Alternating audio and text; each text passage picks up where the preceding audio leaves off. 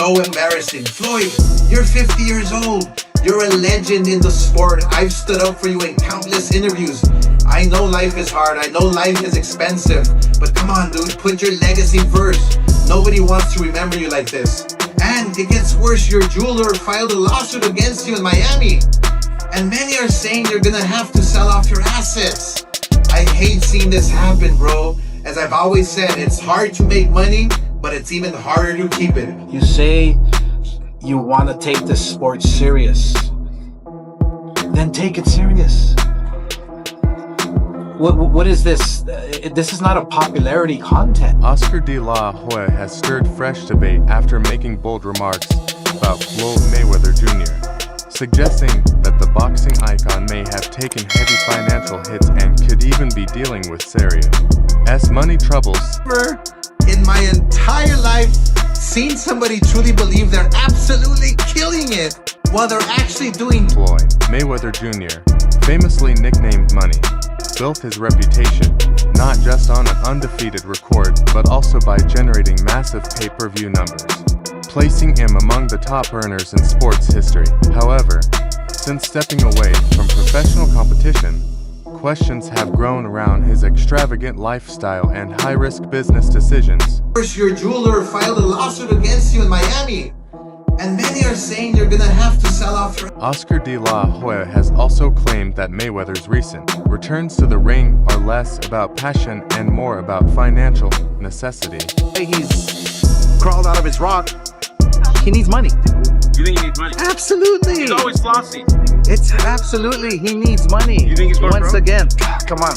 Fighters like Known for flaunting luxury, Mayweather owns multiple high-end properties and has even purchased identical luxury cars in bulk. Still, behind that glamorous image, critics continue to raise concerns about his spending patterns and long-term financial security. Else gets their stuff from. And he told me, and I'm not gonna say who it is, he's like, Mayweather's broke. I said, no. He's like, no, really, Mayweather's broke. Now, I don't know if it's true. Right. This is what this guy told me. I'm like, how could he be broke? He's like, yo, he spends like crazy. Yeah. Spends like I mean, crazy. it only could go but so long. I mean, and you're not fighting. Yeah. Because I don't see Mayweather even doing any goofy shit. But you would think that your investments would continue to grow. Right. As long as you keep your spending under wraps. Like right now, like I could retire right now. This could be my last interview ever. Right. And with my investments, you know, I invested into a lot of great companies like Google and Amazon and Tesla over the years, and those companies have all grown and continue to grow, right? And I could actually borrow money against my stock portfolio without even selling my. De La Hoya questioned how someone so wealthy could face financial strain, then pointed out that constant high spending without balance and quickly drain even massive earnings, especially without regular fights. He emphasized that disciplined investing should build wealth over time, noting that investments in major companies like Google, Amazon, and Tesla could provide financial stability, including the option to borrow against assets. He also drew a comparison with Mike Tyson, highlighting how the fighters who earned enormous sums ended up on very different financial paths. anymore, so that big money's not coming in. Look at what happened to Mike Tyson. He made what, $500 million? Right. You think you can't spend $500 million overnight? Absolutely. Yeah. I doubt he'll ever step into that ring. Floyd's a big freaking. He called Canelo the easiest win of his career. Yeah, because he was 21 years old. Right. Of course. If I fought freaking Ryan Garcia, who's 19 years old, what am I gonna do? I'm gonna beat him easy because of my experience. So fight him in his prime, he goes down. Joe Rogan has echoed similar concerns, pointing out that Mayweather's expensive lifestyle demands a continuous inflow of cash, suggesting that maintaining such a standard of living comes with constant financial pressure. How much money as he's made in his career, which he's probably made as much, if not more money than any boxer ever. Like, there's all these lawsuits, like he hasn't been paying things, and he owes money on this and owes money on that, and it's like, and then he's got to come out of retirement. Yeah, that's tough. Yeah. That's tough. I think it's just the lifestyle that Floyd lives. Yes. I think he can't fathom to just live a modest lifestyle. It's like he gotta be lavish.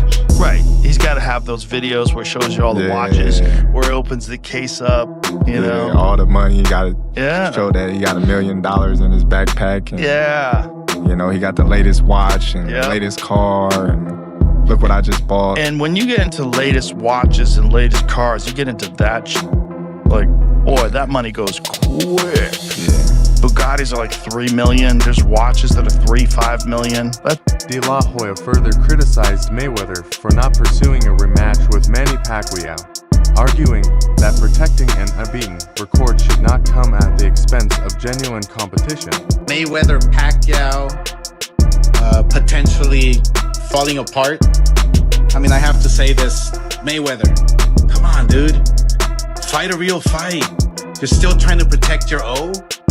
Yes, you're 50-0 on paper, but people know you. Revisiting their 2007 showdown, De La Hoya reignited controversy by claiming the result was not as clear-cut as many believe. He suggested that a significant number of fans thought he deserved the win and even alleged that Mayweather's own father once admitted De La Hoya performed better, adding fuel to their long-standing rivalry. That you lost against me back when we fought.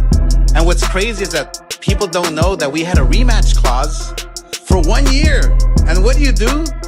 Your p***y ass retires for 1 year and 1 day. Bro, ever since I got beat up by Manny Pacquiao in my last fight, I've wanted to fight every single day. But I couldn't because I wasn't right. Physically, emotionally, I just wasn't right. All that depression, all that shit that I had within my spirit. But now these last 5 years, I've put in the work, man. Woo! I did a lot of work and I feel happy. I feel at peace. And you know what? A man at peace is a dangerous... Analysts believe Mayweather labels certain bouts as exhibitions deliberately, using them as promotional tools. This strategy, they argue, allows him to avoid serious risk, maintain his undefeated status, and turn public criticism into marketing buzz. The Floyd may be playing like another game, you know, basically just trying to build up the anticipation for this fight by saying like, oh, well, maybe I'll commit to it, maybe I won't. This is typical Mayweather gamesmanship. Do you think that that's true? What's new for Mayweather? Like, even in our first fight, it's getting hard. It's changing his mind. You know, that's not good. I mean, you need to have word of honor and commitment. You know, to honor your commitment. You really have had the patience of a saint. We know that first time it took like 5 years at least to get Floyd into the ring. At least 5 years to took that fight for a lot of alibis to bring like us. So this time there's no reason for alibis or mixed excuses because we both signed already the. De La Hoya also reflected on their blockbuster fight, noting it generated extraordinary revenue, with the pay-per-view alone bringing in hundreds of millions in a single night. The event became one of boxing's biggest commercial successes, showcasing the sport's transformation into a global entertainment business driven by media rights, sponsorships, and fan demand. It's like that rivalry, the villain and the good guy, you know. And Floyd, this is where Floyd is smart. He knows how to play that villain guy, you know. And you're promoting the fight. And I'm promoting the fight. Yeah. And I'm promoting the fight. And I have double duty, and it's like very distracting. I'm an old 33-year-old boxer, but I still want to fight the best. You know, I still want to create. While acknowledging Mayweather's brilliance as a promoter and revenue generator, De La Hoya believes he prioritized financial gain and brand control over consistently facing the most dangerous opponents available. Million buys on pay-per-view. Right. It's how much money did that generate? At the time, yeah, it was a record-setting pay-per-view. I think we generated something like close to all in, like close to 400 million. Yeah. 50 Cent has backed De La Hoya's stance, previously predicting Mayweather's return to the ring. According to him, such comebacks are more likely tied to financial motives than competitive drive, pointing to repeated exhibition appearances as evidence. He suggested that underlying financial pressure could be influencing these decisions, despite Mayweather's public image of complete wealth. Promote that fight with Mayweather. Would you have pulled out? Probably. Yeah, probably. Because there was too much. Put the money aside.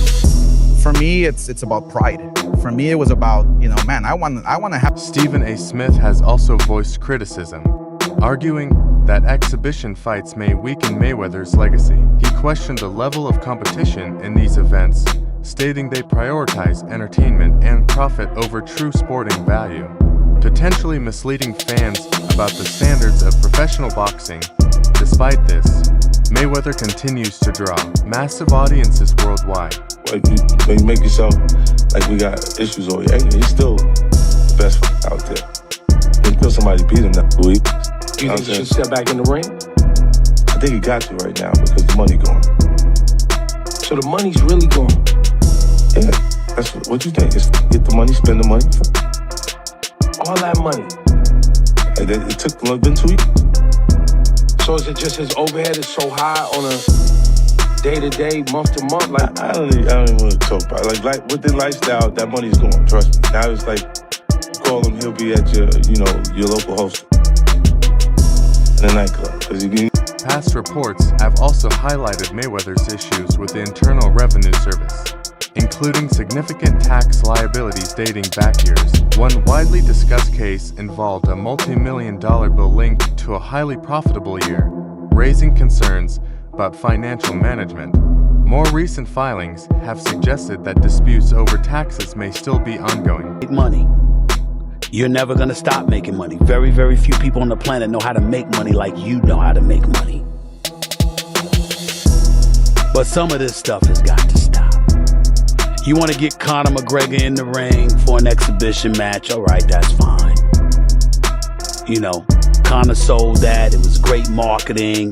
He's not a boxer, but hey, he was a knockout artist in the UFC. I get it. When you're great, when you're elite, not just anybody deserves to be in your pristine space. And what I mean by that is I'm not talking about on the street or anything like that. Boxing is you. These financial and legal discussions have intensified public scrutiny over Mayweather's money management. Critics argue that his lavish lifestyle could indicate deeper financial strain, while supporters maintain that such issues are not uncommon for individuals handling massive wealth and complex financial portfolios. His spending habits are hilarious. I love him. And he's got like a whole fleet just in white. He's like, white is right. I got a bunch of. He's got other 18. colors too, though, man. Yeah, he does. Gang of cars. Oh, man, you owe that money to the IRS money. Just give him a few cards. Because he went so deep, so How much did he owe? Well, it's more than you want to pay. It's in the $20+ million range. It's a lot of money, man. But it's not something that he's been, it's not like deception. No. It's just neglect to pay. Neglect. And it's also like, I think, and there is like a truth to this, he makes so much money, there's probably a point when they're like, hey, it's time to pay your taxes. And you go like, all right, here's a check for $25 million. That's an incredible amount of money. And then they go, that's true, but you owe 50 more. And he's just like, that can't be right. I've given you $25 million. Yeah, like what? Yeah, like what are you talking about, man? He's bought over 100 luxury cars from the same dealer and always pays in cash. Speculation grew further when analyst Wade Clement mentioned a potential exhibition bout between Mayweather and Mike Zambides in Athens. He dismissed the matchup as insignificant and suggested that accepting such fights could signal financial urgency. There's no such thing. I'm working for ESPN. We're broadcasting the Mayweather-McGregor fight live. And to this day, they will tell you that's a record. That's the biggest fight ever. That thing was sold out. That place was, people were dressed up as empty seats. And I mean thousands of people. No. I bought my mother's ticket that day. That day, my mother decides that she wants to go to the fight. So I'm in there and I'm telling the world that this place is sold out because that's what's on the screen. And It's not even close. This isn't like, it's pretty much, this isn't, there's thousands of empty seats. That was the first time that in my own life I ever just, wow, fake news is real. Wow. And then Mayweather and McGregor, they wanted a rematch. They were begging. They were doing more media trying to get a rematch than they did leading into the first match. And the guys that wrote the checks. It's such two big draws. They promoted so It's well. all anybody was talking about. Yeah, there's still a number. Yeah. I mean, no matter how big a draw is, there's still a number. If this guy got 100 million, this guy got 100 million, then you got to advertise it, promote it. You got to bring It's the guarantee to kill everything. If they were just getting percentages, then obviously everybody. But you're saying the seats were empty. I can understand it not making the money, but the seats being empty seems peculiar. Yeah, and there's nothing in the world where you have a pay-per-view hit that didn't have a live audience hit. Like if your live audience is your first focus group, isn't sold out, you didn't do pay-per-view numbers. Sure. But boxing will still claim that to this day.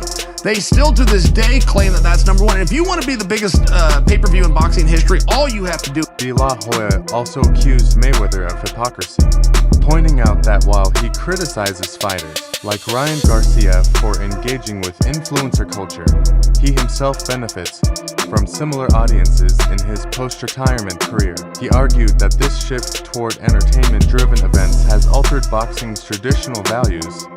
At people's downfall, but this is just ridiculous. It's ridiculous. And we need to talk about how Floyd Mayweather is legitimately going broke, folks. And I there's no other way to say it than that, because Floyd has announced another exhibition set to take place this year before he fights Manny Pacquiao, which is already going to be, assume, a massive fight. It's going to be on Netflix.